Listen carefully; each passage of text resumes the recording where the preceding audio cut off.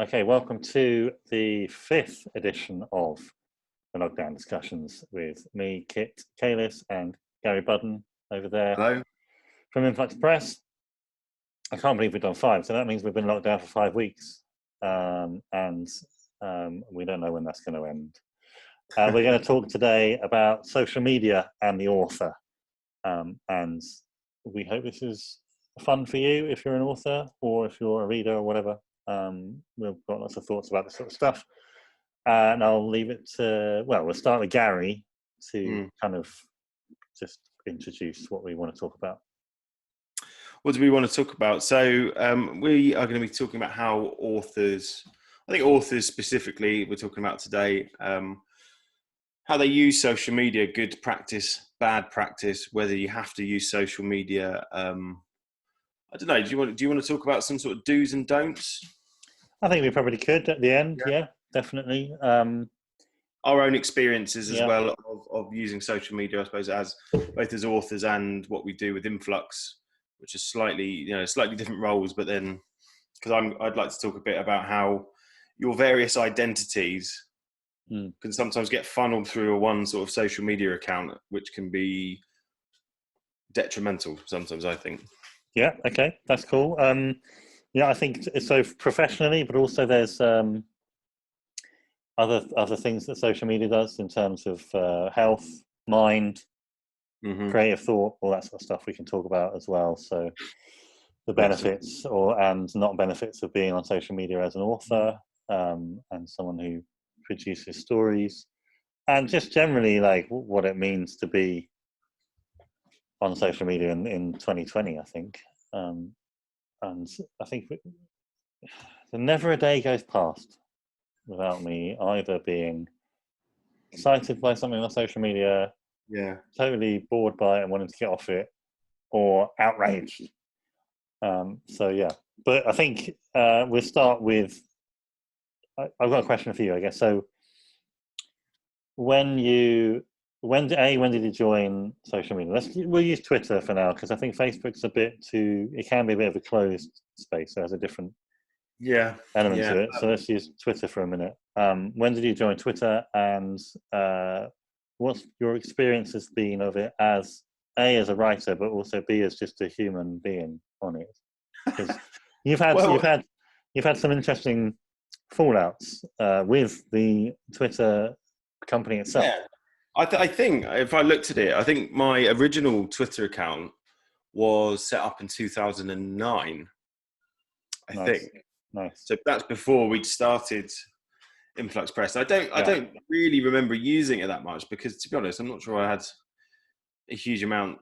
I don't know. I don't feel like I had as much to say then, but that's also because I think the kind of language and the sort of modes of expression that are very common now through social media hadn't really sort of locked into place, at least for people of our generation, which I think is worth mentioning, that you and I are basically the same age, roughly the same age, aren't we? 6 months older. Thanks.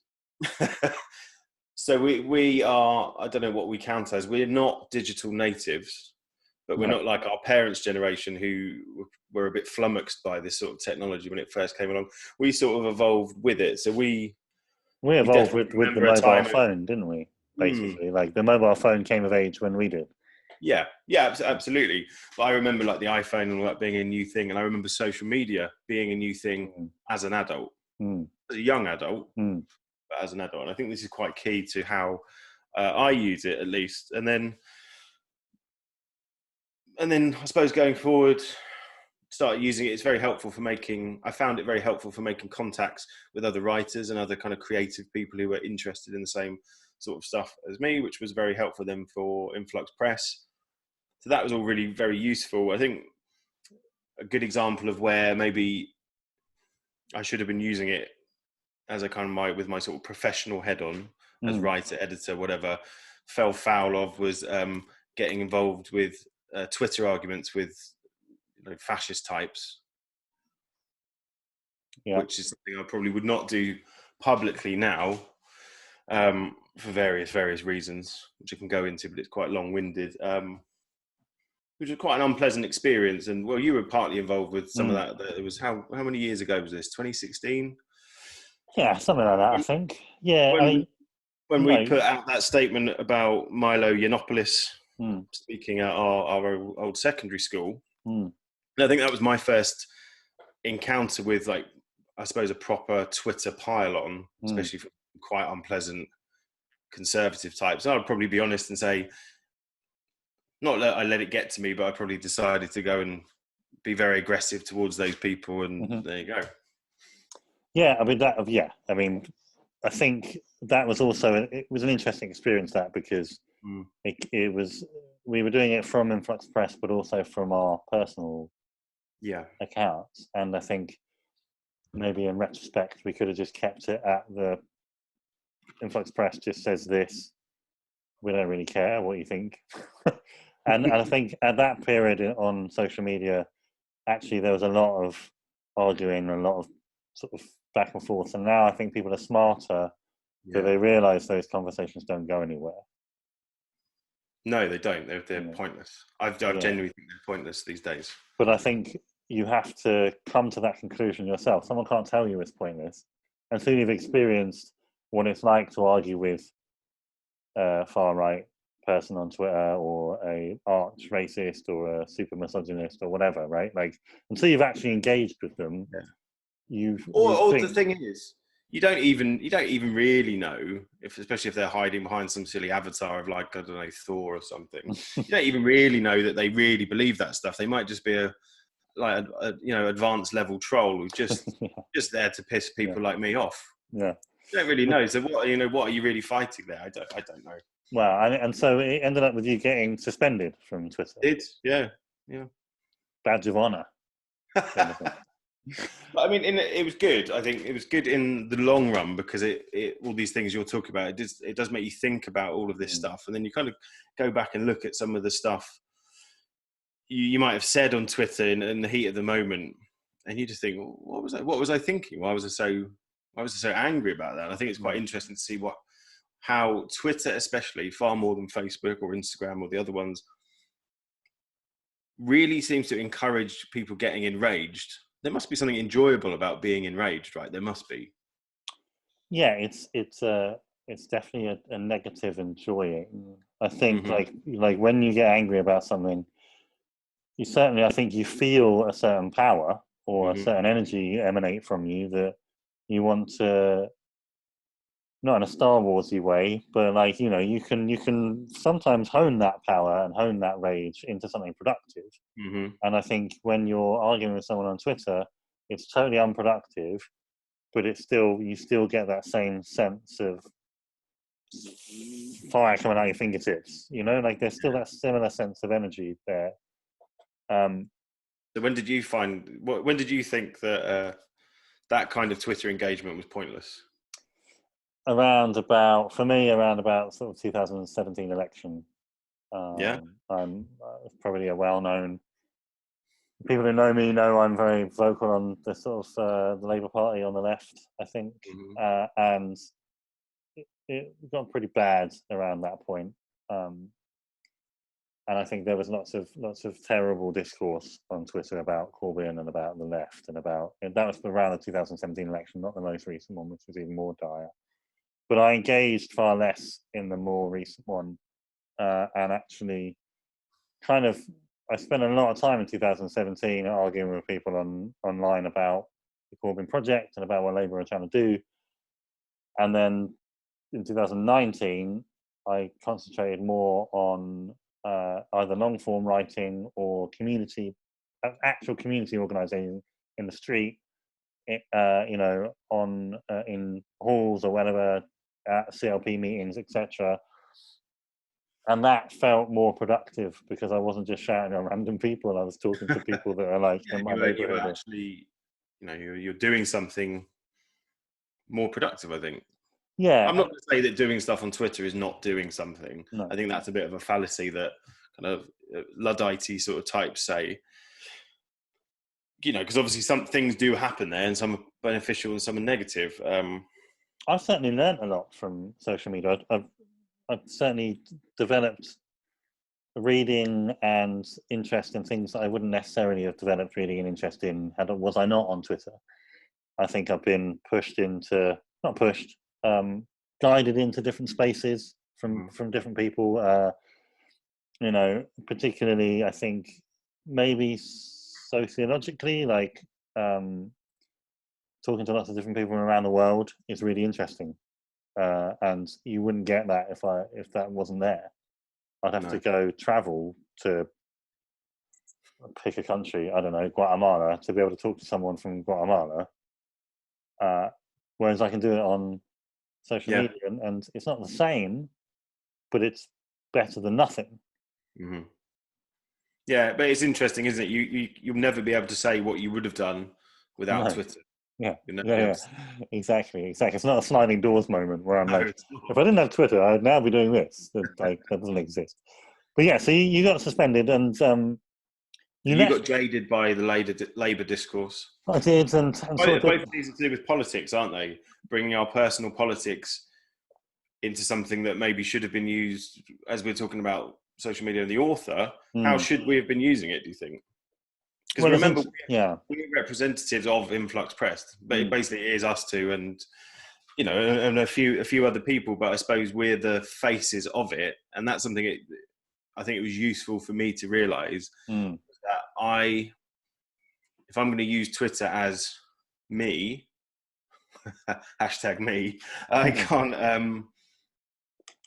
I probably need to be careful about certain things I do and say, and need to be very diplomatic about certain things. So therefore, I have to present a very edited version of essentially who I am. So it's not necessarily me in my day-to-day life. It's me as, I don't know, editor at Influx Press and writer for Dead Ink. Do you see what I mean? Yeah, I do see what you mean. And I think what you're getting at there is this idea of a more of a public profile, right? So when you go to see an author reading, I don't know, pick a bookshop, NRB, that you see them in public author mode. You don't see them just shouting at their kids or having an argument with their partner or reading the news and going, "Oh, for God's sake!" You know what I mean? You see them in eloquent public author mode. Yeah. And I think with social media, maybe if you wanted to be smart about it in terms of a commercial publicity sense, in terms of presenting yourself, you fall into the more public role, because I think sometimes, quite a lot of the time, authors can I don't want to know everything about an author. Like, I don't want to know that much stuff about them, and sometimes I've unfollowed authors because I love their work, but they've just overshared too much about their personal life, and I don't really want to. Me too. It sometimes ruins the books, and it's hard. It's hard to work out why, but it's hard to work out why it ruins the books. Well, I suppose this is my take on it is you definitely need, I think, in these days and like the contemporary sort of writing world, if you're going to make a good impact as a newish author, it's probably helpful to have a good public profile and be there, have a degree of accessibility and publicize what you're doing, and that a kind of well-run Twitter account is part of that. And I'm sure every publicist who works in publishing would agree with me there. I think what you're talking about is where that kind of public persona blends in with who you are, the home version, the home life of you. And I think I would agree with you there that I'm curious why people are so interested in that, because it's not something I'm hugely interested in. And me personally, I'm very happy to talk about my interests and what I'm doing with Influx and what I'm reading and all that kind of stuff. I'm not particularly interested in sharing the kind of minutiae of my day-to-day life, partly because I don't think it's that interesting. I don't think your daily life is interesting either, Gary. It's not particularly. You know what I mean, though? Because if you ever watch like a biopic about a writer, they're always rubbish because what they do is not actually very interesting. No, they just sit and write. There's nothing else. But this doesn't apply just to writers; it applies to everyone. And some people are different about this, but I'm just not that interested in that stuff. And I find knowing about what people are having for dinner, all that kind of stuff, it doesn't interest me, and it detracts from the work, I think. And I feel if you're going to be a public author and you're promoting, let's say your book is out, and I'm seeing pictures of I don't know, the walk you just went on, that's fine, or or what you've had for tea. I don't know. It's almost like getting mixed messages. I'm like, well, what? Are you this author that's promoting this book, or are you this person? Do you see what I mean? I'm kind of losing my thread here. So yeah, I do think I know what I mean. It's not necessarily about the minutiae of daily life. For me, it's more about, and I'm guilty of this as much as anyone. So a lot of this stuff that I'm critiquing is a self-critique as well. Like, I'm not saying that I don't do it, but it's like the sort of thought spasm that people have where like they haven't really thought through what they're saying, and they're just going meh, and then they post it on Twitter, or maybe even Facebook or whatever, and it's it may be just something that's a bit badly thought out, or maybe not even thought at all. It's potentially could even be wrong in a factual sense, could be a fallacy. And it, for me, that's when I start to be like, oh, I really love your books, and I'm now beginning to think you might be an idiot. And I'd just like to jump in and say, I'm sure I do all of these. I have done all of these things before. So if anyone wants to go through my Twitter timeline, well, exactly, we're all guilty of it. I don't think I'm saying I'm better or above any of this, but I do, in a strange way, I find if I do look back at those things, I almost feel like sort of disgusted by myself. I was like, oh, you've just done the very thing you were. Yeah, well, that's it, isn't it? Because you thought, I think with social media, and again, we'll talk about Twitter particularly, it's so connected to your brain. That's how it works. It's like an extension of your thoughts, and it's very natural to just tweet something out when you're on a bus or pick up your phone. You're like, oh, I'll just and the way Twitter works is it's a reward mechanism. Yeah. It's like a casino, and Richard Seymour, who wrote a book called The Twittering Machine, which is fabulous, he talks about it like it's a casino where every tweet you put out is a bet, and you put it out there, and then it clocks up the likes, ding ding ding ding ding ding ding ding ding ding, and the retweets, ding ding ding ding ding ding ding, and so it has the same reward mechanism as gambling. Yeah. And he then goes on to say that obviously we all know with people who are addicted to gambling, they don't take any pleasure in the winning. No. They only ever remember their losses. So when you're talking about stuff that you then feel a bit disgusted about tweeting, or like I sometimes, this is like total confession, if I write a tweet sometimes that I think is going to bang and it doesn't, I delete it out of shame sometimes.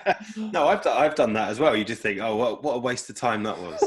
Yeah. Great. Do I really want that out in the world now? Now no one likes it. I'll probably put it away. But there is a reward mechanism inbuilt in the machine itself. And the other thing he talks about, which I think is really interesting, and from a writer's perspective, is everyone thinks they're communicating directly to their followers. Right? Mm-hmm. But there's actually something in between. You communicate to Twitter first, to the machine, and then the machine puts it out. And it's a communication with a non-existent, like this non-human robotic mechanism that then puts your thing that you said in an algorithm that gets presented to someone at the other end. So you're never really directly writing or having a conversation with someone. It's always mediated through this machine. And I think that's a really interesting way of looking at things. Yeah, I think so. And I think also what you've mentioned, I think it makes complete sense, because even before Twitter, if we come up with a witty or insightful statement amongst our friends or whatever, or we wrote something, and of course you want to have good feedback to that. That's just a normal human want. I mean, why wouldn't you want what you're saying to be liked by people? I think where it goes, for me, where it goes wrong is where that kind of almost addiction comes in, where people start tailoring what they're writing to get people to like it. Therefore, does what they're writing have any inherent value? Do they even mean it? Or is it now, because you can put in certain kind of buzzwords, and there's a certain way of structuring a tweet that there's lots of stuff online and in books, and publicists will tell you how to craft a kind of perfect tweet for the engagement. When you get to that point, if you're just chasing likes, I wonder what the point is. And in terms of the author, I presume it's to promote you as a brand and to sell books. Yeah. I think when you're aware of that and you keep doing it, that's probably okay. I think if you deny that you're doing it, even though you know you're doing it, that's when we're in a more murky space. You know, like there are certain authors on Twitter who have written books about mental health and anxiety. I think probably people know who I'm talking about, who use Twitter as a way of kind of promoting their books, but through a way of a prism of like mental health advice, or any subject matter always gets returned back to whatever their book is about, essentially. And I think that's dangerous because I think that's disingenuine. And I'm not into policing the way people tweet. It's fine, but I do feel like there's a certain public authors who are, I wouldn't say exploiting, but they are certainly appearing more altruistic than they really are. Yes, I would agree with that. It's a really knotty point there, isn't it? But go back to just own your self-interest. Yeah, absolutely. But it goes into really interesting areas, I think, where I suppose we're talking here about authors who are probably, in terms of sales, fairly successful, right? But big authors, big authors who I don't mind criticizing, because I'm not criticizing someone on the come up or like an author who is struggling for work or whatever. I'm talking about like big best-selling authors. But that's when you get a kind of performative aspect to that sharing of your quote real life away from Twitter, but it's not, because it's been, it's the shots engineered of your writing desk or your coffee or whatever you're doing that's supposed to be a peek into your actual life. But no, it's all, it's all engineered, which is something I think happens probably more on Instagram, which is more visual led, but I think it definitely happens on Twitter as well. That creation or whatever, curation or whatever we want to call it, like the projection of something that isn't necessarily 100% genuine, does that matter when the sphere it's in is not a genuine sphere anyway? I mean, I don't want to get into a conversation about what is like real and what is genuine. I think personally, I feel that most things human beings do in the public space are somewhat performative. I just think that's how we're wired as animals. I don't really care whether it's like really true. Because, I remember her studying about was it cinema verite and all that stuff? This idea that you could capture unvarnished truth, but with a camera. And I was always more interested in like what Werner Herzog said about ecstatic truth. It's like putting a camera on something changes it, but it doesn't it doesn't mean that thing is somehow false. It's just different. But you can't deny that there's a relationship between the camera and the truth that's occurring, because something different. But how you perform or what you perform can be just as telling as whatever you would do in real life. Well, this is your argument often with fiction. Is that fiction can tell you sometimes more than non-fiction can. Because you can construct things in a way that are more revealing than a true narrative. Yeah, I mean, just very quick side point there. I was having a discussion with people on Twitter, in fact, about why a lot of fiction, people have asked me this about fictions I've written, or that thing that really happened to you, or did that really happen to you? I'm like, no, it's fiction. It might be written in a first-person narrative, which I found very interesting. But then often when people present things that have really happened in memoirs or just what they're tweeting, you get the kind of didn't happen response. Yeah, that didn't happen. But then someone suggested that the tools of fiction, like writing novels and that, are far more advanced than current memoir writing. So therefore, fiction is better at appearing real than current non-fiction writing. I was like, there's a bold statement, but I'm going to look into that more because I like that. That's interesting. Yeah, I like that as well. I think there's some truth to it. I think because the skills in good fiction in the novel, especially, I can't speak for the rest of the world, but in the English language, we're talking about hundreds of years, aren't we, of this being sophisticated. So I love the idea that the facsimile can be more real than the real thing. Then we're going into sort of sci-fi ideas. But that's also the bourgeois thing of like the hyper real and the real becoming more real than the unreal becoming more real than the actual real, and no one really caring. Like, it doesn't matter. We're all in a simulacra of whatever life, like what we're doing right now.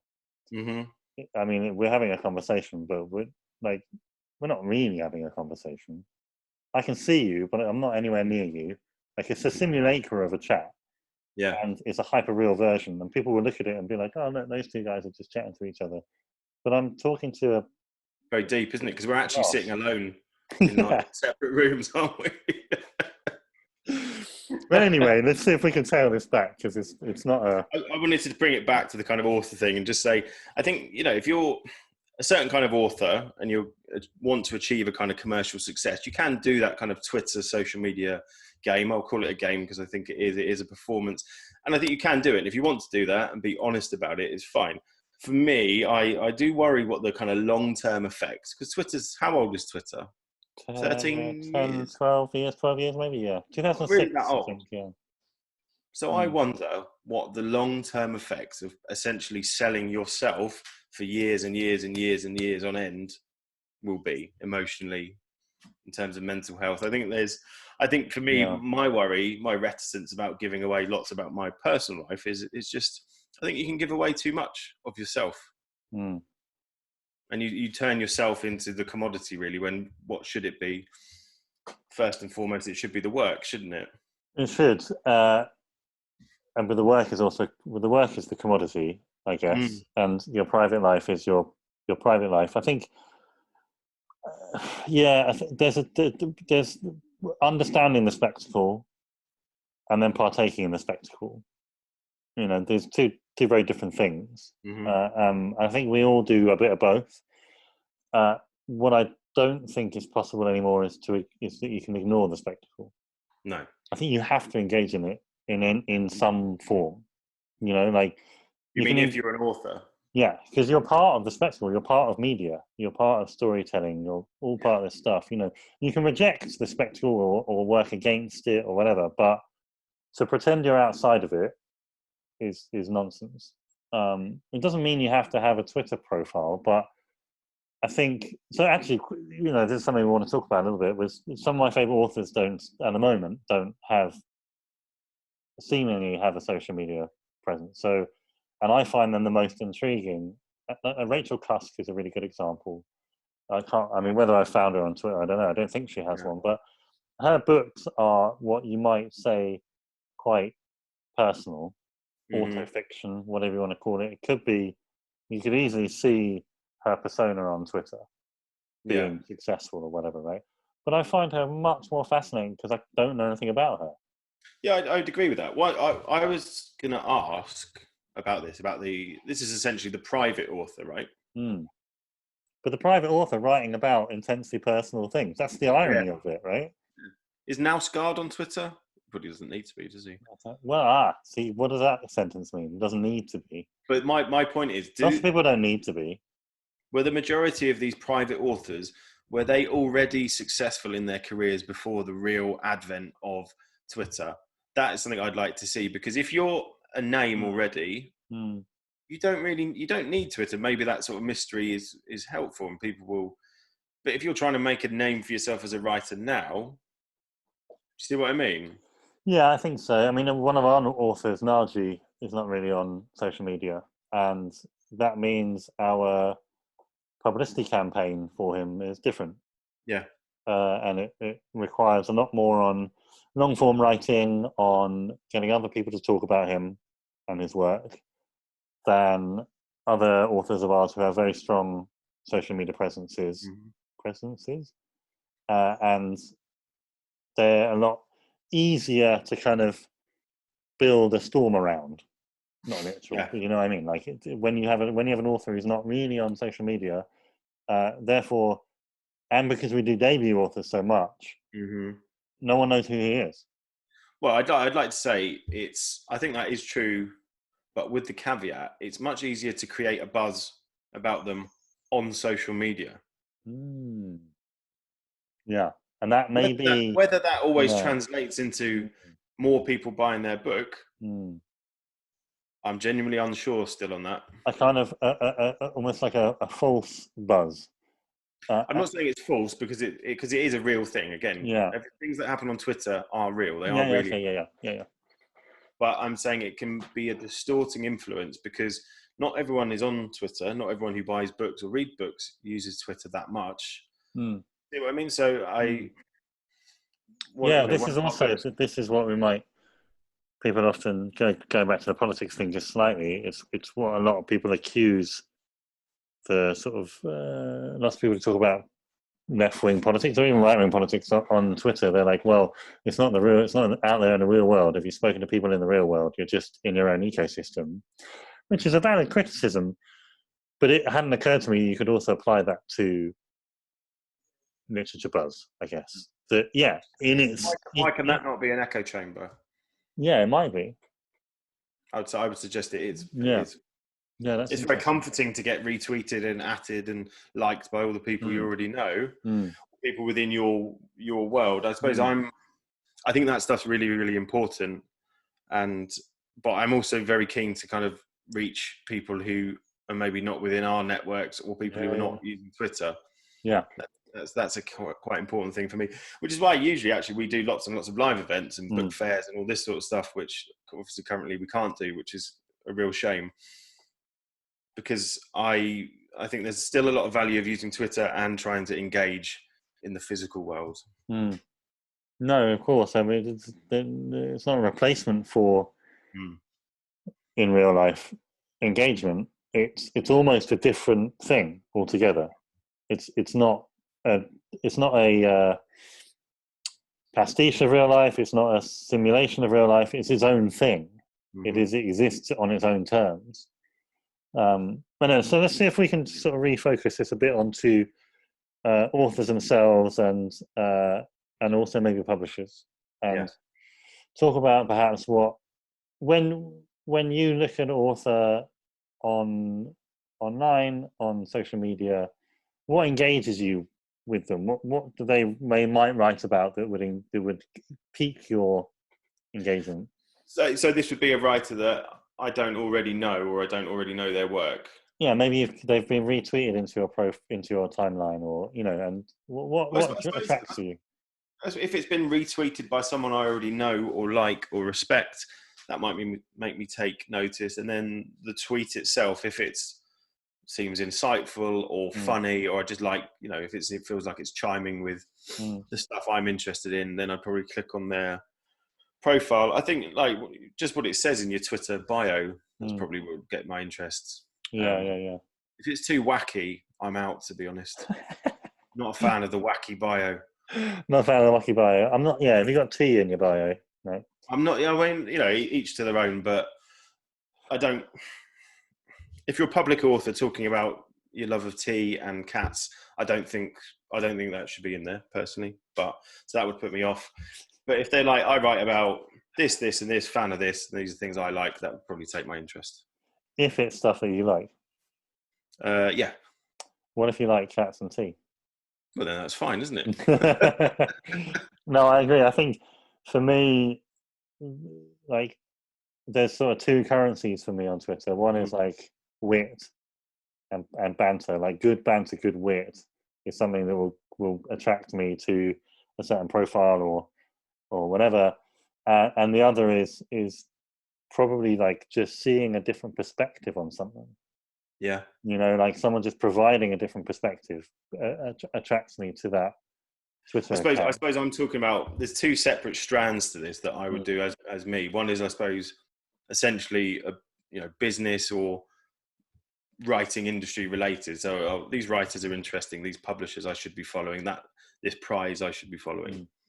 That's a kind of professional way. Yeah. And then the other ones are usually not writers, but that would attract me, that they're funny, or it's got an interesting political slant, or it's something like, I don't know, the British Culture Archive. They share great pictures of sort of working class Britain from the last century, all that sort of stuff. So I think they're slightly different things, aren't they? Which again takes me back to whether we use it professionally or personally. Yeah. I mean, you can have more than one account, obviously. I think. Okay, so here's another question as well. So I think we've learned this, and lots of people have learned this over the years. I think particularly women and people of color have received lots of abuse, or you might call trolling, but it's more like abuse. We've been on the end of some of it. I wouldn't say it's to the same degree, but there's certainly, I think we've learned just not to engage. Yeah, essentially, definitely. right? So, like, if you're an author and you're getting some shit from someone, it's basically just don't bother with them, because you're just giving them what they want. Block them, mute them, whatever. But I think it's quite tempting to engage. That's the difficulty. It's very hard to it's a discipline to not engage, right? Yes. Yeah, it is. Especially if someone's directly kind of goading you, or they've done something that's, I suppose, designed to wind you up. For me, the stuff that's really hard to kind of not react to is when I just think something's just so outrageously incorrect or stupid. Yeah. That's the stuff I find it. But I just think there's no point. Do you know what I mean? There's no point. No, and just be who you are. But also, I think in terms of that, not engaging and engaging, I also think this spreads beyond just replying to people, where some people feel like they need to comment on everything. Yeah. Right. It's like how they have the time, to be honest. I don't know. It's like so every time someone dies, you're tweeting about it. You know, I mean, it's fine. Like, yeah, I get it. When Prince died, that's sad. When Bowie died, it's sad. But there was a period last year, and I was just like, man, everyone can't feel everything for everyone. No, well, you've touched on something really interesting, and that's that we're going back to that performance, and it's like performative grief for people, like for iconic musicians or artistic people, is very, very strange. And I suppose I get it to an extent. If there's like people were important to me, like, you know, people who were not like personal, not friends, not family, but they had a kind of impact on my life, I would definitely be sad. I'm not saying don't be sad. I suppose I would, but I don't know. Is it a bad thing? I kind of know what you mean. It feels a bit distasteful sometimes. I think it's for me. No, do you know what the difference is? Sorry, it's fine. I mean, I've done it. R.I.P. Blah blah blah. Fine. It's not just about like deaths and stuff. Although I did just have a thought. When you relate it to yourself, isn't it? Yeah, exactly. It's like R.I.P. so and so. I met them at this thing, and they told me how great I was. That's the kind of stuff I don't like, and I think you don't like either. No, not really at all. But I was thinking about, just when you were saying this, I just thought, wow, if we had Twitter in 1997 when Diana died, can you imagine? Imagine what it'd be like. But yeah, I think it's that. It's also anything that happens in the news or sort of needs comment on. People feel like they need comment on it, and I found this myself is sometimes if I don't comment on something, I feel like the absence of my commentary, and this is in my own head, this is not to do with what anybody else has said to me, is almost a tacit consent of the thing that's happening. And it's like crazy that my brain does that. No one's tracking. But it's odd that that's what occurs in my head. It's like, oh, well, if I don't comment about this story on Keir Starmer, then clearly people will think I agree with it. And it's not true, but it doesn't stop that going through my head. And I think that's also part of the game of social media is constant reward, constant engagement. You know, and if you don't have anything, like you said at the very beginning, I'm not sure in 2009 I had much to say, and that's true. But I think the bigger your following gets, or the more you're on it, the more you fall into this trap of thinking that what you say matters, and that's something for people to be wary of, I think. Yeah, I do, and I think you mentioned the sort of the Twittering machine and how it has its own inbuilt reward system. I definitely think it feeds a form of narcissism that's really unhealthy. Really unhealthy.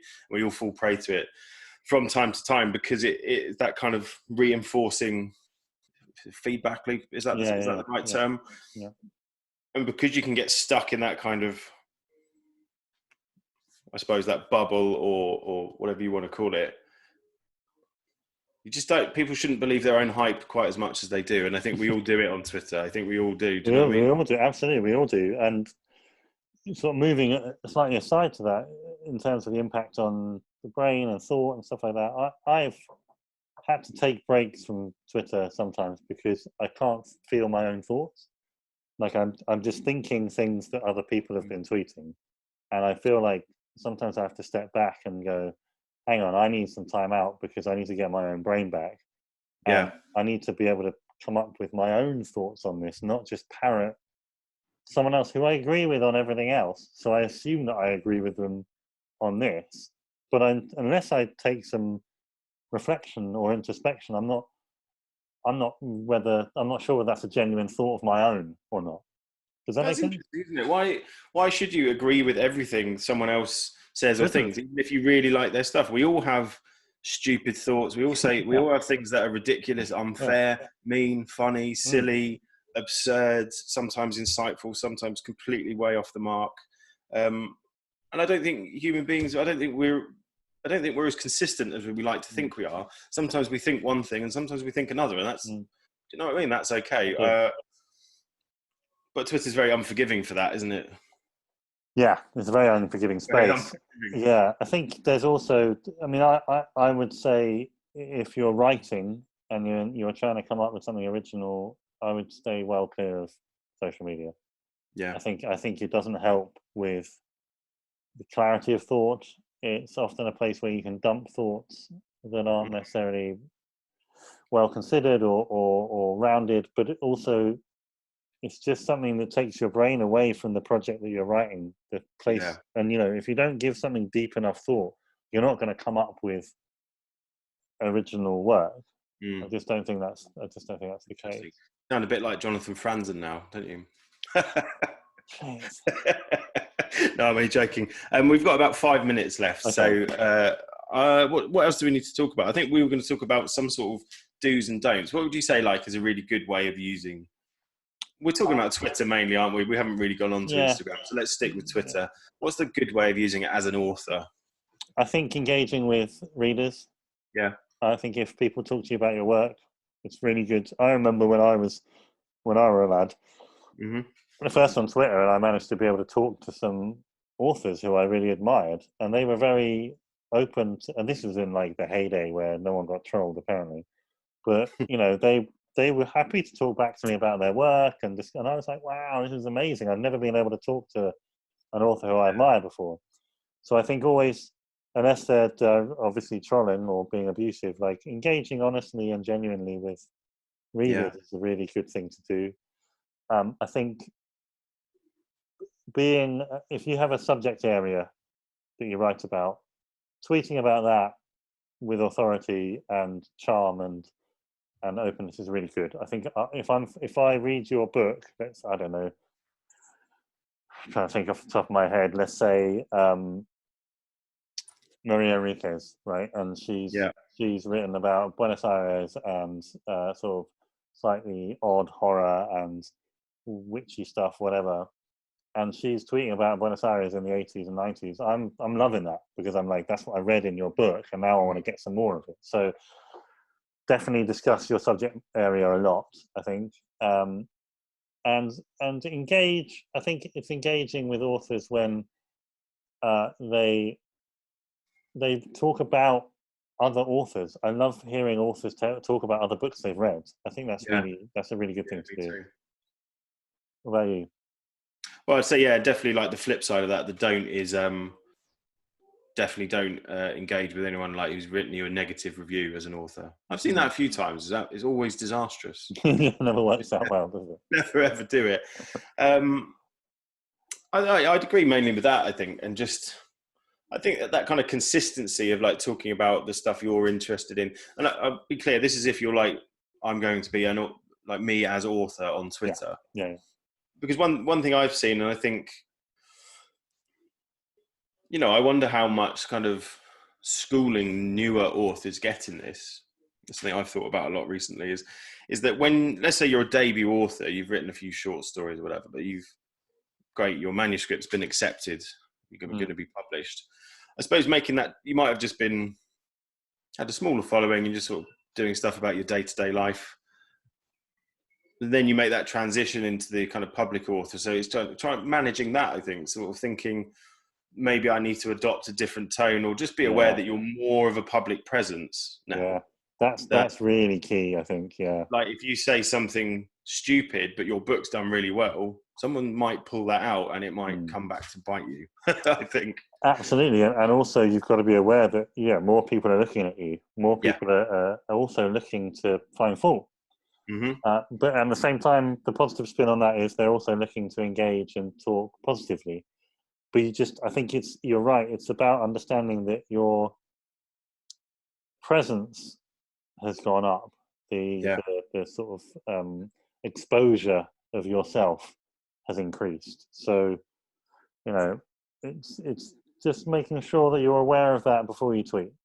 Yeah, and I suppose because we've hit our time limit, but I would definitely say that my last bit of advice was that having kind of no social media presence is probably better than having a bad social media presence. Yeah, I think I agree with that. Yeah, as an author. Yeah, that's definitely. My feeling on it. Yeah, that's probably a good way to stop. Okay, yeah, that whipped by, didn't it? It did. Right. Let's say goodbye, and we'll be back next week we'll still be locked down, so another one. Oh, well, I know what we're talking about next week. Oh, what are we talking about? Well, it was going to be in response to the bookseller piece about earnings, money. Big one. Money and books. Author earnings and books and all that stuff. So we're choosing the easy subjects in this series.